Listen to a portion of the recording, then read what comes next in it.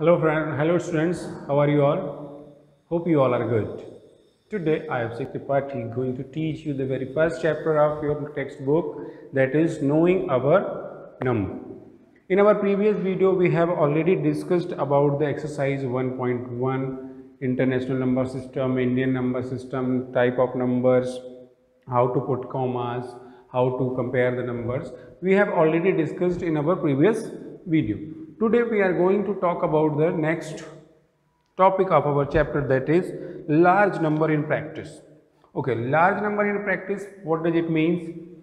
It simply means that type of numbers which are large and which we use in our daily to daily life.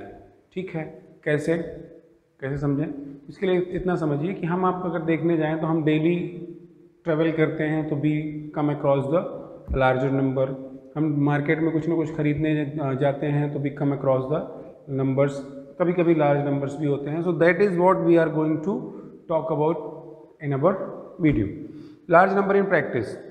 So the very first topic you have the measurement units. In class 5th you have already studied about the type of measurement and their units: millimeter, centimeter, kilometer, meter, decimeter, hectometer. These all are the units to measure the length, distance, whatever you want to call it as.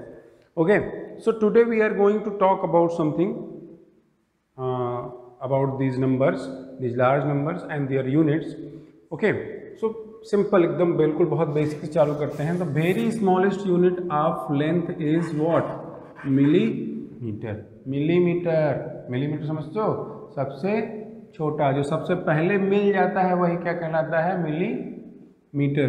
उसके बाद आता है centimetre, फिर आता है metre और फिर आता है डायरेक्ट किलोमीटर. मैं बीच की सारी यूनिट्स को नहीं बता रहा हूँ, सिंपल बात करते हैं. मिलीमीटर होता है, सेंटीमीटर होता है, मीटर होता है, किलोमीटर होता है. सो अगर हम बात करें कि 1 centimetre is equals to how many metres, sorry how many millimetres? 10 millimetre. 1 metre is equals to how many centimetres? That is 100 centimetres. Conversion आप 5th क्लास में डेफिनेटली पढ़ चुके हैं. किलोमीटर बराबर कितना होता है? 1000 meter. This is what the conversion of units we have studied in our previous classes. जैसे यहाँ पे मीटर है, मिलीमीटर है, सेंटीमीटर है, वैसे ही किलो होता है, किलोग्राम होता है, मिलीग्राम होता है, सेंटीग्राम होता है. तो बस आपको समझना क्या है कि हमेशा जो सेंटीग्राम होगा, सेंटीमीटर होगा, वो मिलीमीटर का 10 टाइम्स होगा. मीटर जो होगा वो सेंटीमीटर का 100 टाइम्स होगा. ठीक है, 100 टाइम्स होने का मतलब चाहे वो सेंटीग्राम हो, सेंटीमीटर हो, तो वो हमेशा कितना होगा? 100 times. 1 centigram is equals to 1 gram is equals to 100 centigram. Same 1 kilo जो होगा वो हमेशा किसके बराबर होगा? 1000 ग्राम के बराबर होगा. तो ऐसे ही कुछ क्वेश्चंस है जो हमको आज कवर करने हैं. आप अगर अपनी टेक्स्ट बुक में देखेंगे तो पेज नंबर 13 पे ट्राई दीजिए एक बॉक्स दिया हुआ है, और वो बॉक्स जो है आपका पेज नंबर 14 तक कंप्लीट होता है. तो आज हम बात करेंगे उन्हीं में से कुछ क्वेश्चंस की. The very first question, in that question I will explain you how to convert units from one smaller unit to larger unit और larger unit to smaller unit. Okay, ध्यान से देखेंगे. A bus started its journey and reach different places with a speed of this. The journey is shown on page number 14. चलिए देखते हैं, है ना. इसको अभी मैं हटा दे रहा हूँ, फिर हम बात करेंगे इसके धीरे धीरे और फिर हम आगे चलते रहेंगे इसी तरीके से. देखिए ध्यान से, एक बस है, वो जो ट्रेवल कर रही है वो कहाँ से ट्रेवल कर रही है? देखिएगा ध्यान से. ये आपका पॉइंट है ए. कौन सा पॉइंट है? ए. ए से गई वो कहाँ तक? बी तक बस, फिर गई सी तक, फिर गई डी तक, फिर ई तक, फिर एफ तक, और देन जी तक, और जी से वापस कहाँ पहुँच गई? A. So the direction of बस इज लाइक दिस. ओके, अब कैसे कैसे चल रही बस? ए और बी के बीच में उसको 4170 किलोमीटर डिस्टेंस ट्रेवल करनी पड़ी। यहाँ पे उसको 3410 किलोमीटर डिस्टेंस ट्रेवल करनी पड़ी। यहाँ पे उसको this is miss print, okay चल देखते हैं, इसके हम बाद में देखेंगे। 8140 किलोमीटर, 4830 किलोमीटर एंड 2550 किलोमीटर, और जी से ए में 1290 kilometre. This is what the route of bus is shown in this figure। पहले वो ए पे थी, ए से चली, बी पहुंची, बी से सी, सी से डी, डी से ई से एफ एंड जी से फिर कहाँ पहुंच गई, A. So the very first question, find the total distance covered by the bus from A to D. So this data is misprint on my book, so let us assume this data that is 5000। मैं इसको assume कर रहा हूँ बच्चों, आपके book में अगर सही तरीके से लिखा हो, दिख रहा हो, तो आप उसको प्रॉपर तरीके से सॉल्व करिए। अब आपसे वेरी फर्स्ट क्वेश्चन क्या है, find the total distance travelled by the bus from A to D. A यहाँ पे है, this is the point A, और कहाँ जाना है हमको, डी।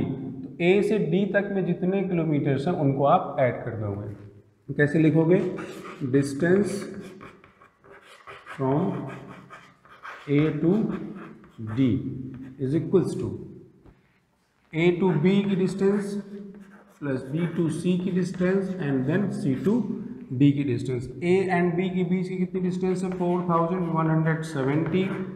बी एंड सी की डिस्टेंस कितनी है, 3410, और डी की डिस्टेंस मैंने मान ली है कितनी, 5000। ऐड कर देंगे, समझ में आ रहा है, ऐड कर देंगे तो कितना आ जाएगा, 0, 7 + 1 8, 4 + 1 5, 4 + 3 7 + 5 that is 12,580 kilometre total distance travelled by the bus from the point A to D. ठीक है, कैसे निकाला हमने, हर एक ए से बी की डिस्टेंस, बी से सी की डिस्टेंस, सी से डी की डिस्टेंस को कलेक्टिवली ऐड किया, और जो आया वो हमारा क्या हो गया, आंसर हो गया। नेक्स्ट देखते हैं, find the total distance covered by the bus from D to G. D to G same, इसको और इसको ऐड कर दोगे तो आपको मिल जाएगा डी टू जी की डिस्टेंस। कर लेंगे आप सब, मैं उसे नहीं बता रहा हूँ। Find the total distance if bus starts traveling from A and again reached to A। तो मतलब जितनी भी नंबर्स हमको मिल रहे हैं उन सारे नंबर्स को ऐड कर देंगे and you will get the total distance. कैसे, 4000 + 3000 + 5000 + 800, 8000 + 4000 + 2000 + 1000, इन सब को जब आप ऐड कर दोगे तो you will get the distance of bus travelled by the bus from the point A and coming back to the point A. ये टोटल डिस्टेंस आपको मिल जाएगी। नेक्स्ट है, can you find the difference of distance from C to D and D to E. Okay, C to D and D to E, C to D and D to E. So आपको क्या करना है, सी और D के बीच की जो distance है और डी और ई के बीच की जो डिस्टेंस है उस दोनों को सब्ट्रैक्ट कर देना है। क्योंकि मेरे पास number, because I am not using the correct number, so I am not sure about the answer, but let's solve this difference. तो डिफरेंस क्या करोगे, देखो इसमें क्वेश्चन समझना क्या कह रहा है, distance from C to D and D to E. C to D, तो पहले सी टू डी की डिस्टेंस कितनी है, इसको ऐसे लिख सकते हैं, C D minus D E. ठीक है, या हम इसको ऐसे भी कर सकते हैं, D E minus C D. चलिए करते हैं, सी डी की डिस्टेंस कितनी थी, 5000। ये मेरी डिस्टेंस है, मैंने अज्यूम की है। आपके बुक में अगर सही तरीके से दिख रहा हो कि कितनी डिस्टेंस है तो आप वो वाली डिस्टेंस यूज करोगे। ठीक है, माइनस 8440। इसमें जो नंबर आएगा वो नेगेटिव नंबर आएगा and distance can never be in negative. सो ये वाला ऑप्शन कैंसिल होता है। अब हमारे पास ये ऑप्शन बचता है, तो 8140 माइनस 5000 माइनस करोगे तो you will gate 3140 kilometre. This is what the difference between C to D distance and D to E distance. Okay. Find out the time taken by the bus to reach A to B. Okay, A to B, इस question को समझते हैं ध्यान से, ठीक है। Question number 5, बहुत ध्यान समझेंगे इस क्वेश्चन को। देखिए, distance and time and speed are interrelated with each other. We have a formula that speed is equals to distance upon time.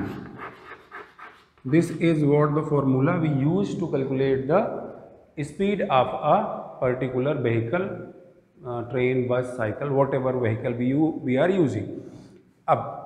अब हमको ये देखना पड़ता है while we are solving these type of questions when there are 3 variables speed, distance and time, so we have to check that whatever information we have in our question. So in our question we have speed हमको पता है that is equals to 60 kilometre per hour. Distance हम calculate कर लेंगे, we will calculate the distance, हमारे पास distance भी given है, हमारे पास डिस्टेंस का इंफॉर्मेशन है। We do not have the time, so for finding the time while you have speed and distance you do what, you will multiply speed with distance, you will multiply speed with distance and you will get the time. तो fifth question का पहला question करते हैं। Fifth question का कौन सा question है? First, ध्यान से देखिएगा, A to B this is what, A to B की डिस्टेंस कितनी थी बच्चों? डिस्टेंस है 4170 किलोमीटर एंड द स्पीड, बस की स्पीड हमेशा फिक्स थी, कितनी थी? 60 kilometre per hour. Oh, that formula is not correct, sorry. Distance upon speed, sorry distance upon speed, distance upon speed, sorry for my mistake. Distance is equals to 4170 and speed is equals to 60 km per hour. Now we have to calculate the time. So time का formula क्या होता है? distance upon speed. Okay, distance is what? 4170 divided by speed कितनी थी? 60. Now you have to divide this, 0 से 0 cancel हुआ, 6 से divide करेंगे हम किसको? 417 को करते हैं डिवाइड। 6 6 या 36, 6 7 या 42, तो 7 टाइम्स जाएगा नहीं, 6 टाइम जाएगा, तो 60, 36 रिमेनिंग 5। डिवीजन आप कर लोगे या अलग से मैं करके देता हूँ? चलिए कर लेते हैं, इसको अलग से हम कर लेते हैं, आप सबको आसान रहेगा समझने में। 6 6 या 36 minus 11 minus 6 that is 5, 3 minus 3 that is 0, 56. Now 6 7 ja 40, 6 9 ja 54, 6 9 ja 54 that is 3, 7 minus 4 that is 3. So this is what 69 hours and 3/6. तो ये हम इसको लिखने जाएंगे तो कैसे लिखेंगे हम? 69 3/6। तो इसको अगर हम और अच्छे से लिखना चाहें, टाइम कितना लगेगा उसको, तो हो जाएगा 69 आवर्स एंड 3/6 मतलब 1/2, 1/2 मतलब हाफ आवर, तो 69 एंड 1/2 आवर, 69 एंड 1/2 आवर। तो उसको कितने घंटे लगेंगे? 69 मतलब 69.5 घंटे लगेंगे उसको ये पूरी डिस्टेंस ट्रेवल करने में। इस तरीके से आपको इन सारे क्वेश्चंस को कर लेना है, टोटल जर्नी का निकाल लेना है। कैसे निकालेंगे? C2D का डेटा है हमारे पास, सॉल्व कर लेंगे सेम फॉर्मूले से। टोटल जर्नी का क्या करेंगे, आप पहले इन सब का टोटल निकालोगे और उसको फिर आप डिवाइड करोगे किससे? 60 किलोमीटर पर आवर। ठीक है, चलिए आगे चलते हैं। इसको आप लोग वीडियो पॉज करके लिख लीजिएगा, मैं इसको हटा दे रहा हूँ फिलहाल।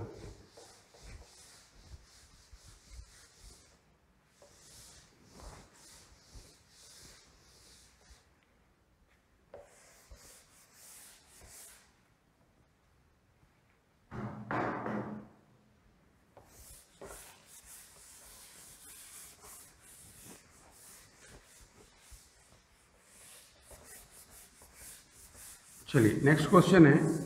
अब हमने इसमें जो पढ़ा वो पढ़ा डिवीजन एंड एडिशन। इसमें हमने क्या पढ़ा? Division and addition and the subtraction also.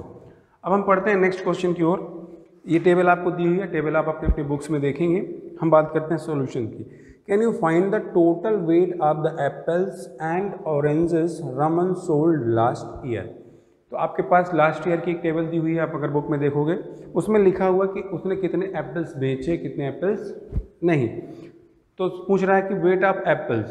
तो सेकंड का ए क्वेश्चन है, सेकंड का ए क्वेश्चन, एप्पल्स कितने एप्पल्स थे उसके पास, weight of apple, weight of apples दिया हुआ है क्वेश्चन में। सिंपल है, 2457 kg लिख लेंगे आप टेबल से उतार करके।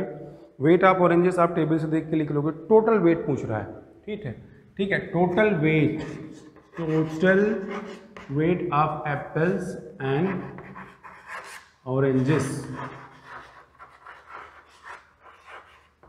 कितना हो। तो जो वेट एप्पल का था वो और जो वेट ऑरेंज का था वो, उन दोनों को आपको क्या करना है? ऐड करना है। तो कितना था? 2457, that is the weight of apples, and the weight of orange is 3004. Now add them, 4 plus 7 11, 5 plus 1 6, 4 plus 0 4, 2 plus 3 5. This is what the total weight of apples and the oranges. Next question पे चलें। Can you find the total money Raman got by selling apples? Okay, selling apples। ध्यान से देखिए, इसमें आपको दोनों table use करनी है। This is the B, selling apples। तो first you have to know that what is the cost of apple per kg। Cost of पर केजी एप्पल कितनी है ये पता होनी चाहिए। तो क्वेश्चन में आपको दिया हुआ कॉस्ट ऑफ एप्पल पर केजी दैट इज 40 रुपीज़। कितने रुपए है 1 किलो की कीमत? 40 rupees. And how much KG Raman sold? Total sold apples is what? 2457 kg। Raman ने 40 रुपए में 1 किलो एप्पल बेचा है। उसने कुल कितने एप्पल्स बेचे हैं? इतने। तो अब हमसे पूछ रहा है total cost. Total cost is equals to, तो टोटल कॉस्ट कैसे निकलेगा? Total sold apples into cost of 1 kg apple. तो टोटल कितने बेचे गए हैं? 2457 and the cost of 1 kg is 40। Multiply करेंगे, 7 4 जा 28, 5 4 जा 20 प्लस 2 22, 4 4 जा 16 प्लस 2 18, 2 4 2 जा 8 plus 1 9। This is what the total amount what he Raman got after selling the apples. Okay, इसी तरीके से आपको ऑरेंज का निकाल लेना है और ऑरेंज और एप्पल को ऐड कर देना, तो आपको टोटल कॉस्ट पता चल जाएगी। टेबल बनानी है, आप उम्मीद करता हूँ कि आप लोग खुद से कर लेंगे।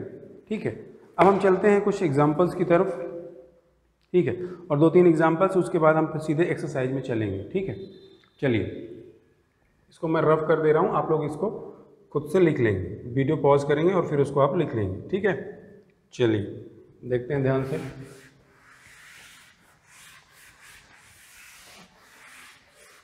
इन this question we have performed an operation of multiplication. अब आपको समझ में आ रहा होगा कि मल्टीप्लिकेशन भी आप लास्ट क्लास में कर चुके हो, एडिशन आप लास्ट क्लास में कर चुके हो। हम सिर्फ उसको क्या कर रहे हैं? रिवाइज कर रहे हैं, और थोड़ा सा लार्ज नंबर यूज हो रहा है। ठीक है, कैसा नंबर यूज हो रहा है? Large number. चलिए देखते हैं question number first. Population of ah Sundarnagar was 2,35,471 in the year 1991. In the year 2001, it was increased by 72,958. What was the population of the city in 2001? चलिए देखिए ध्यान से, एग्जाम्पल नंबर 1 है ये, एग्जाम्पल नंबर 1 है, देखेंगे ध्यान से। Population population of city, city मैं बोल रहा हूँ, वहाँ पे सुंदर नगर है, आप लोग सुंदर नगर लिखेंगे। इन 1991 कितनी थी? 2,32,471. This was the population in the year 1991. Now the population has increased. ठीक है, अब हम इसको दोबारा लिख रहे हैं, ऐसे लिख लेते हैं, पॉपुलेशन ऑफ सिटी इंक्रीज्ड। क्या हो गया? पॉपुलेशन इंक्रीज्ड इन 2001। इंक्रीज का मतलब समझते हैं बढ़ जाना, इंक्रीज का मतलब होता है बढ़ जाना। Increased in 2001 that is 72,958। 72,958। 1991 में पॉपुलेशन थी इतनी, अब इतनी और बढ़ गई है। तो आज 2001 में कितनी पॉपुलेशन होगी? सो द टोटल पॉपुलेशन हमको एडिशन करना पड़ेगा, क्योंकि इंक्रीज का मतलब ही होता है क्या? Addition. Total population in 2001 is equals to इसकी और इन दोनों का टोटल, दैट इज 2,32,471 प्लस 72,958। इसको ऐड करने के कई सारे तरीके हो सकते हैं। तुम वर्टिकली ऐड कर सकते हैं, आप लोग एक्सपेंडेड फॉर्म में, प्लेस वैल्यू के फॉर्म में भी ऐड किया जा सकता है। इसको हम जनरली ऐड करते हैं। 7 + 1 8 + 1 that is 9, 7 + 5 that is 12, 4 + 9 that is 13 + 1 14। ठीक है, 2 + 2 that is 4 and 5, 3 and 7 that is 10, 2 + 1 that is 3. This is what the population of Sundarnagar in the year 2001. ठीक है, इस तरीके से आपको करना है। There are 3 methods given on your textbook, so you can prefer any of the method, but every method is correct. You can either use this method or whatever method you want to add the given question in expanded form, you can add. Okay, चलिए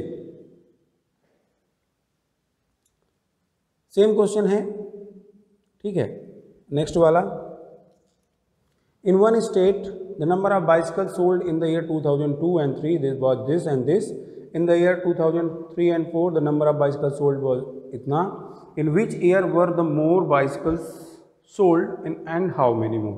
चलिए, इसमें हमको दो चीज़ें आपको ध्यान देनी पड़ेंगी। इसमें हमको पहला ये पता करना है कि कंपेयरिंग ऑफ नंबर्स मैं आपको बता चुका हूँ, तो पहले आपको वो देखना है, तब आपको पता चलेगा कि कितना ज़्यादा, कौन ज़्यादा बेचा, किस साल में ज़्यादा बेची गई। फिर आपको सब्सट्रैक्शन परफॉर्म करना पड़ेगा, जिससे आपको ये पता चलेगा कि आपका कितनी ज़्यादा बेची गई। ठीक है, चलिए देखते हैं 2002 and 3 में कितनी बेची गई थी bicycles sold in 2002 and 3 was how much? 7,43,000. 7,43,000. This is what the number which bicycles were sold. In year 2000, bicycles sold in 2003 and 4 is equals to 8,100,000. 8,100,000. Now there is two questions in your example, that which year the more bicycles were sold, and the second question is how more, कितनी ज़्यादा। पहले तो ये पता चलना चाहिए कि किस साल में ज़्यादा बेची गई। तो आप देख के बताओ किस साल में ज़्यादा बेची गई। सिंपल है, नंबर ऑफ डिजिट्स काउंट करेंगे, इक्वल हैं हम, फिर जो सबसे लेफ्ट मोस्ट नंबर होगा उसको काउंट करेंगे, तो 8 and 7, 8 बड़ा है, तो it means the first answer of your question is in year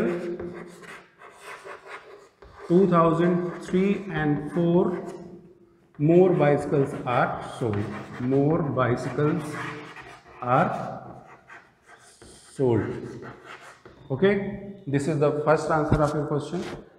And the second answer, how much? तो सिंपल सी बात है, लार्ज नंबर से स्मॉलर नंबर माइनस कर देंगे। सो numbers which extra sold. Number of bicycles which extra sold is equals to 8,100,000 minus 7,43,000. ठीक है, minus करना है, बहुत सिंपल है. हमको कितना मिलेगा तो माइनस कर देते हैं. तो हमको यहाँ पे तो जीरो से जीरो तो 100 तो हमारा एज इट इज़ आ गया. 10 minus 3 that is 7, 9 minus 5 that is 4, 9 minus 4 that is 5. Okay, 8 minus sorry ये तो अब 7 हो गया तो 7 minus 7 that is 0. तो this is the number of bicycles sold extra, last year के कंपेरिजन में एक्स्ट्रा बेची गई. ठीक है, इस तरीके से आपको जो एग्जांपल्स रिमेनिंग है वो करने हैं. अगले वीडियो में हम बात करेंगे एक्सरसाइज की. तब तक आप लोग मैथ लगाते रहें, पढ़ते रहें. ठीक है, for more videos please like, share and subscribe. Thank you.